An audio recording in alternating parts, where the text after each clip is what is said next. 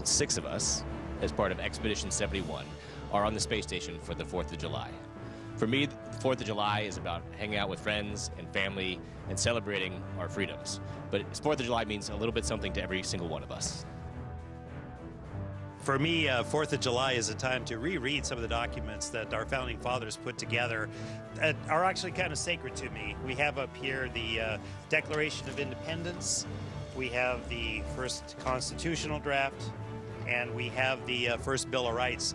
And these are sacred words that every American should be familiar with. And they're sacred not because everybody agreed with everything, far from it at the time. They're sacred because they provided a framework for this beautiful idea of an independent multicultural democracy to form and actually function. And we're still building our more perfect union. Everybody knows that, but let's recommit. And as we do that, let's celebrate a 4th of July and celebrate the great nation that we live in. For me, the 4th of July always reminds me of the freedoms that we continue to fight for every day all over the world. And it also reminds me of being with my family and friends and celebrating those freedoms that we still recognize and celebrate every day. For me, the 4th of July is just a reminder of the fortitude that it took for our forefathers and their families to not only have the will to fight for our freedom, but also the courage to do so.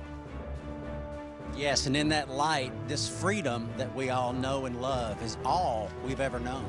All 6 of us, probably the majority of y'all, we've only known freedom. And that's not been the case throughout the history of our nation. That started before the Declaration of Independence was signed. And we're just grateful for this opportunity to share this freedom in this time with each of you. For me, the 4th of July means home.